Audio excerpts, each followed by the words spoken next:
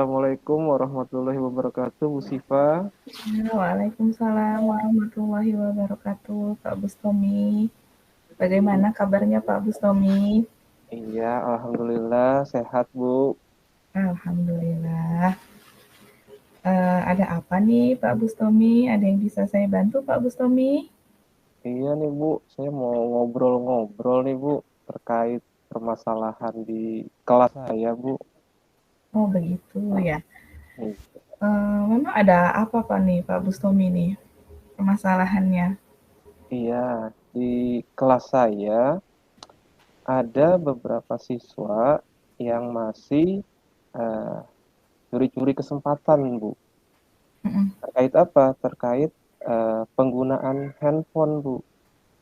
Baik. Jadi ada beberapa siswa yaitu masih menggunakan handphone. Padahal kan kesepakatan kelas atau keyakinan kelas yang sudah disepakati di kelas itu handphone semua wajib dikumpulkan ke wali kelas. Mm-mm, mm-mm. Ya, kecuali ada guru mapel ya yang mengizinkan untuk menggunakannya dalam mata pelajaran tertentu. Nah, itu diperbolehkan. Seperti itu, Bu. Mm-mm. Baik, berarti Pak Bustomi saat ini sedang mengalami kendala ya di kelas terkait dengan penggunaan handphone yang bisa dikatakan belum tertib ya Pak ya. Betul, Bu. Hmm. Kalau menurut Pak Bustomi setelah diskusi kita hari ini, apa sih yang Pak Bustomi harapkan ini? Ya, saya sih harapannya ya murid-murid semua bisa tertib dan bisa fokus Bu dalam belajar gitu kan karena apa kalau ada yang curi-curi kesempatan gitu ya jadi tidak konsentrasi belajarnya Bu seperti itu. Oke, betul, betul. Iya, Pak Bustomi. Nah, ini kalau menurut Pak Bustomi sendiri, kira-kira apa sih faktor yang menyebabkan siswa tidak tertib dalam penggunaan handphone nih di kelas? Ya mungkin sih kayaknya sih anak-anak tuh mau apa ya Bu ya mau coba-coba gitu ya atau Mhm. mau selingan gitu mungkin dalam belajarnya Bu itu mungkin mata pelajaran atau pelajarannya eh, sangat padat misalkan ada matematika berbarengan dengan pelajaran berikutnya dengan IPA eksak itu rata-rata. Nah mungkin itu yang menyebabkan murid-murid ya mencuri-curi kesempatan nah, menggunakan HP untuk bermain game seperti itu. Mhm. Mhm. Oh, jadi mungkin ada faktor kejenuhan juga dari siswa ya, karena belajar terus-menerus. Mhm. Tuh. Nah, kalau menurut Pak Bustomi, eee, kira-kira, langkah apa aja nih yang bisa diterapkan oleh Pak Bustomi nih untuk, mengatasi ketidaktertiban siswa dalam penggunaan HP? Ya mungkin langkah yang saya lakukan ya kalau misalkan ada yang ketahuan gitu ya atau melaporkan ke saya mungkin murid tersebut akan saya panggil saya akan ajak ngobrol gitu ya atau dengan menggunakan pendekatan segitiga restitusi Bu Mhm, mhm, seperti mhm, itu mungkin Bu. mhm. Wah, bagus nih, keren. Nah, kira-kira ada solusi yang lain nggak nih Pak Bustomi? Itu kan berarti kan itu bentuk-bentuk penanggulangan masalah ya. Jadi kalau ada laporan, jadi ketahuan dulu, baru dilaporkan. Nah, kira-kira kalau menurut Pak Bustomi, sebelum hal itu terjadi, gimana caranya nih? Ada nggak menurut Pak Bustomi cara untuk mencegah supaya siswa ini nggak sampai menggunakan handphone ketika tidak ada izin dari guru mata pelajarannya nih. Iya ya mungkin yang saya lakukan bekerja sama ya Bu bekerja sama antar rekan sejawat gitu ya antar guru mapel gitu ya pihak-pihak terkait yang mengajar di kelas saya mungkin Bu. Jadi Mhm, supaya apa? Pada saat jam pelajaran siapapun ya tidak akan ada yang berani mencoba-coba untuk mencuri-curi kesepakatan apa kesempatan ya untuk menggunakan HP tersebut karena semua sudah saling sepakat ya antar guru mapel. Mungkin seperti itu Bu. tapi kalau sebelumnya, sudah ada ya kesepakatan dengan, Bapak Ibu guru mata pelajaran yang lain sebetulnya? Iya, tinggal penguatan saja sih, Bu. Ya. Penguatan saja. Berarti sudah ada kesepakatan juga dengan guru mapel yang lain, tinggal dikuatkan saja ya supaya mencegah hal ini tidak terjadi. Itu kan tindakan Pak Bustomi mungkin terhadap Bapak Ibu guru. Kira-kira kalau terhadap siswanya nih Pak Bus, Iya, kalau mencegah terhadap supaya enggak. siswanya, iya.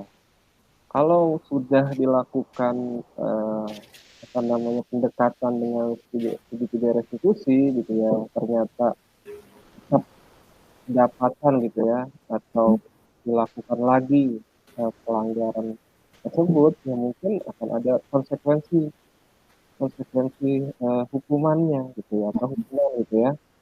Konsekuensinya apa? Ya mungkin HP-nya akan disita selama beberapa hari mungkin. Bulan terakhir ya Bu, setelah Hmm. pendekatan segitiga restitusi tidak bisa berjalan. Gitu. Artinya sebelumnya sudah ada kesepakatan kelas ya atau peraturan terkait dengan HP? Itu sudah ada kesepakatan kelas sebenarnya. Hmm. Ya, Pak Bustomi. Nah, itu langkah-langkah ya mungkin yang sudah Pak Bustomi pikirkan nih untuk sebagai solusi dari masalah Pak Bustomi yang Pak Bustomi hadapi saat ini. Nah, kira-kira berdasarkan tadi langkah-langkah yang Pak Bustomi ceritakan nih, siapa saja sih yang bisa membantu Pak Bustomi untuk menangani masalah ini? Iya. Yang bisa membantu ya sebenarnya semua pihak ya Bu. Yang Hmm. pertama ya dari murid itu sendiri gitu ya. Mungkin saya akan mencoba gitu ya, mengajak beberapa murid yang bisa dipercaya gitu ya, untuk bisa menjadi apa ya, rekan ataupun uh, tim pemantau gitu ya, katakanlah yang bisa melaporkan kegiatan curi-curi kesempatan menggunakan HP. Jadi dari ada Hmm. faktor dari murid, yang kedua adalah rekan sejawat ya, ataupun rekan guru-guru yang mengajar di kelas tersebut. Seperti Oke. itu. Baik, berarti Pak Bustomi ibaratnya punya siswa kepercayaan gitu ya. Tuh, ada Dan spy, kalau Bu. iya ada spy-nya gitu ya yang bisa melaporkan jikalau terjadi pelanggaran terkait dengan handphone. Bagus juga nih Pak Bustomi ya. Kemudian juga ada bentuk kerjasama dengan rekan rekan sejawat. Mungkin ada lagi Pak Bustomi pihak lainnya karena kan pendidikan itu kan sebetulnya dilaksanakannya di sekolah, tapi kan kita juga butuh kerjasama dengan pihak di luar sekolah gitu Ya, ya. Mungkin ada tentu. pihak lain nih dari Pak Bustomi. Ya, kalau misalkan sudah sampai kejadian dan misalkan terjadi konsekuensi penyitaan, tentu akan ada komunikasi dengan orang tua murid, Bu, Mhm, iya tentang betul. konsekuensi bahwa anak ibu, anak bapak sudah melanggar kesepakatan kelas atau peraturan kelas yang sudah dibuat, sehingga HP harus disita. Nah, itu perlu komunikasi dengan orang tua, seperti itu. Berarti pihak-pihaknya yang bisa dilibatkan untuk bentuk kerjasama untuk mengatasi masalah ini dari siswanya itu sendiri, kemudian dari rekan sejawat, Bapak dan Ibu guru, dan juga tentu dari pihak orang tua ya Pak Bustomi ya. Betul sekali, Bu. Nah, kalau menurut Pak Bustomi ini, apa yang bisa Pak Bustomi simpulkan nih dari diskusi kita pada sore hari ini?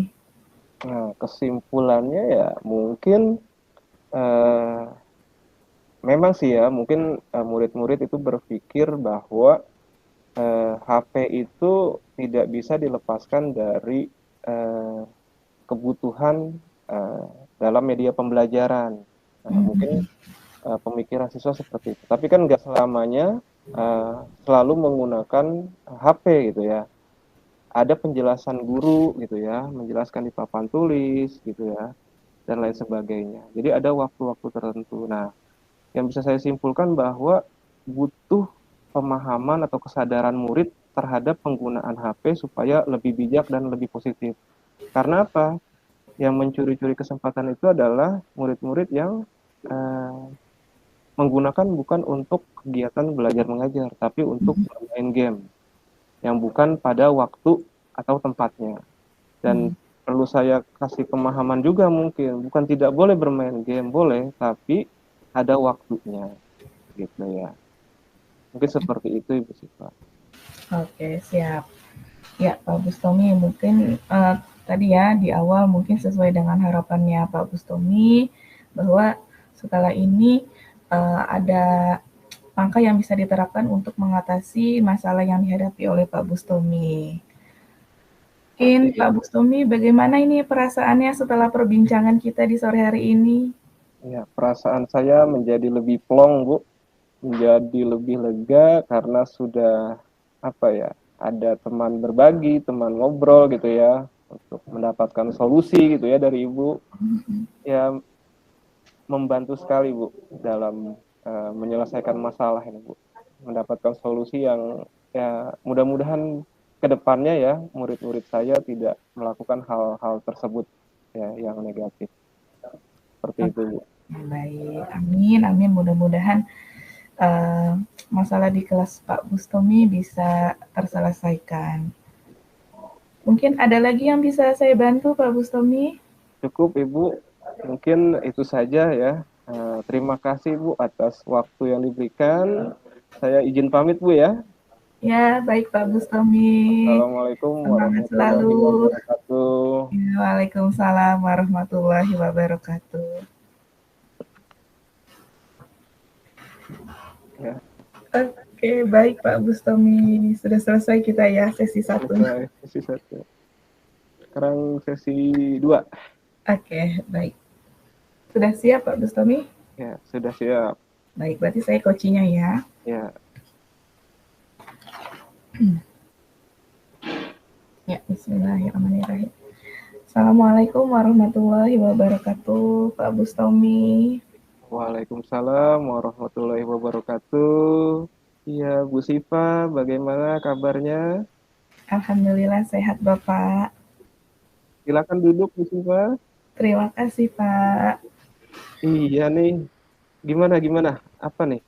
Apa yang mau diomongin nih? Kayaknya ada yang serius nih kayaknya nih. Iya nih Pak Bustomi, saya kan mengajar matematika ya. Nah, Hmm. saya merasa ketika mengajar di kelas itu, beberapa siswa itu sepertinya kesulitan mengikuti pelajaran. Nah, dampaknya pada saat akhir semester itu nilainya banyak yang cenderung rendah nih Pak Bustomi. Oh, seperti itu ya. Jadi eh, kalau menurut Bu Siva itu faktor-faktor apa saja tuh Bu yang bisa menyebabkan hal itu terjadi Bu? Kalau yang saya lihat sih sepertinya Pak, mungkin mereka sudah menanamkan image bahwa matematika itu pelajaran yang sulit. Kemudian beberapa juga dari mereka itu sepertinya kurang fokus saat mengikuti pelajaran. Kemudian eh, apa ya?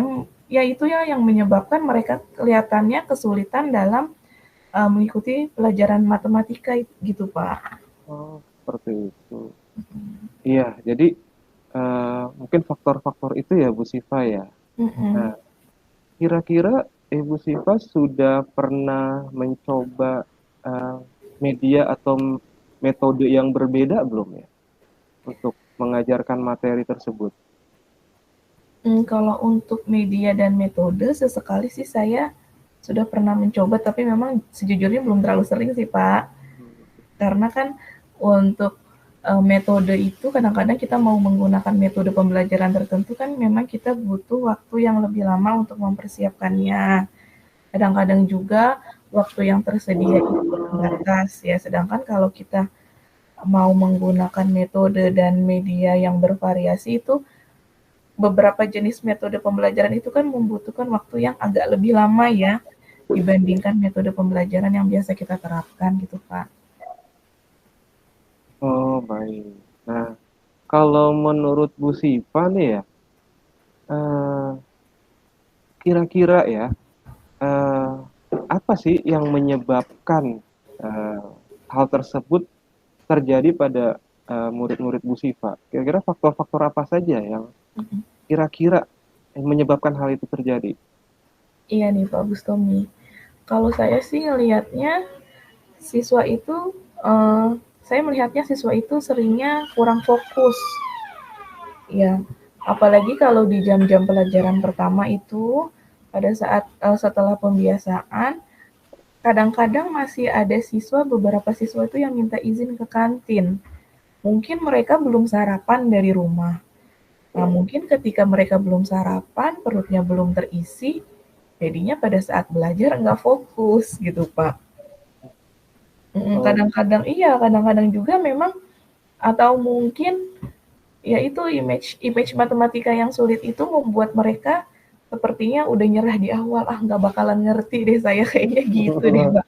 seperti itu ya, udah apa ya, underestimate gitu ya terhadap Iya, kemampuannya sendiri gitu ya. iya, ditambah lagi kadang-kadang temennya itu suka ngajak ngobrol gitu.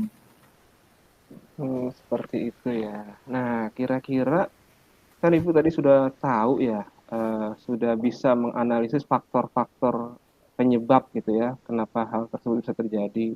Nah, kira-kira yang ingin dicapai ya, yang ingin dicapai eh, Ibu gitu ya, Mhm, terhadap materi ini mhm, atau siswa itu supaya seperti apa sih yang ingin dicapai itu yang seperti apa gitu?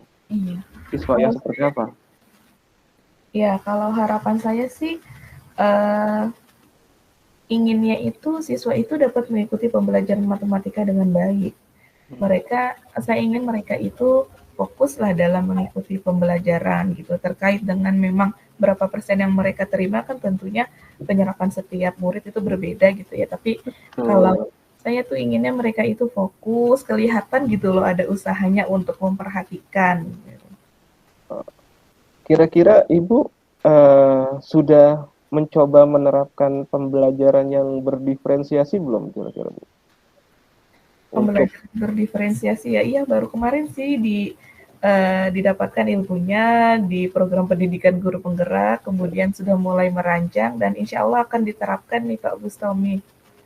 mudah-mudahan itu bisa membantu ya Bu ya. Iya, iya Iya. betul. Nah, kalau menurut Bu Siva nih ya, bagaimana apa gagasan ya, gagasan ke depan supaya pembelajaran Bu Siva bisa diterima oleh semua murid nih Bu. Supaya lebih termotivasi gimana Bu? Gagasannya untuk kedepannya bagaimana nih Bu? Iya. Sepertinya sih saya harus membuat perencanaan pembelajaran dengan matang deh ini Pak Bustomi ya. Mungkin dengan yang pertama adalah mempersiapkan kesiapan belajar mereka, menganalisis kebutuhan belajar mereka. Betul tadi kata Pak Bustomi, mungkin salah satunya bisa diterapkan melalui pembelajaran berdiferensiasi. Kemudian bisa juga ketika mereka mulai kehilangan fokus, saya harus tanggap nih. Ketika mereka mulai kehilangan fokus, mungkin bisa saya berikan ice breaking gitu ya Pak ya, untuk Betul, kembalikan fokus mereka deh, karena ya betul. mungkin jenuh juga kalau 2 jam pelajaran belajar angka terus gitu ya. Iya, betul. Karena memang kalau diselingi ya Bu ya, eh, akan terjadi apa ya, refresh ya, anak-anak tuh ya, menjadi refresh, menjadi segar kembali ya, betul sekali kata Bu Siva ya, butuhnya ice breaking, kayak luar biasa nih. Nah, untuk terakhir nih Bu Siva ya, kira-kira apa nih yang bisa Ibu Siva simpulkan dari pertemuan kita hari ini nih Bu, untuk kedepannya?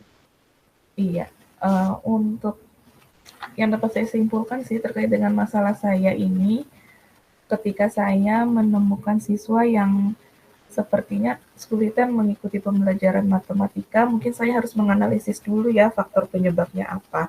Apakah mereka belum sarapan, akibatnya nggak fokus, mungkin bisa kita ingatkan ya kepada anak-anak itu untuk sarapan dulu sebelum berangkat ke sekolah.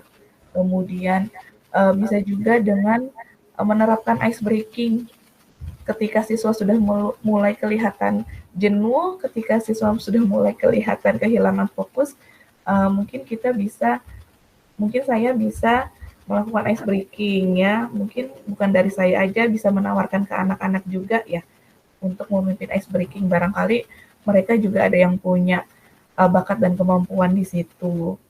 Kemudian tentunya saya harus mengingatkan kembali sih tentang keyakinan kelas yang sudah pernah kami buat di awal pembelajaran gitu ya.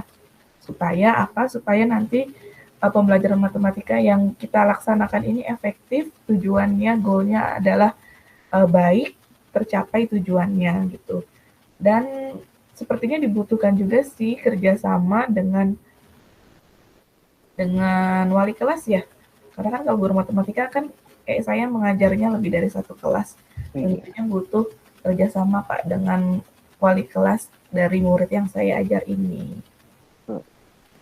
Berarti memang betul sekali ya, banyak faktor ya untuk mengatasi permasalahan yang terjadi terhadap murid-murid kita gitu ya Bu ya.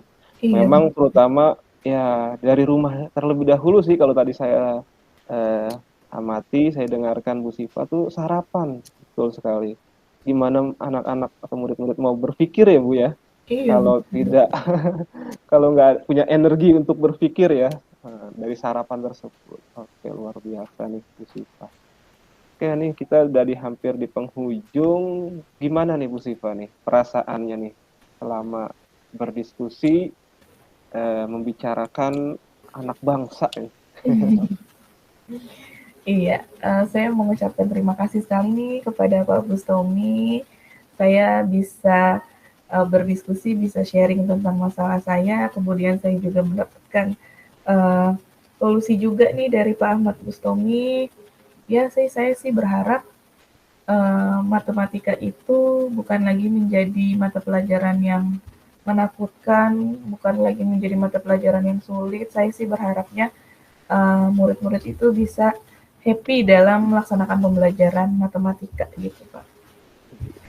Betul sekali. Itu yang kita harapkan ya Bu ya. Iya. Baik. Mungkin ada lagi yang bisa saya bantu Bu Siva?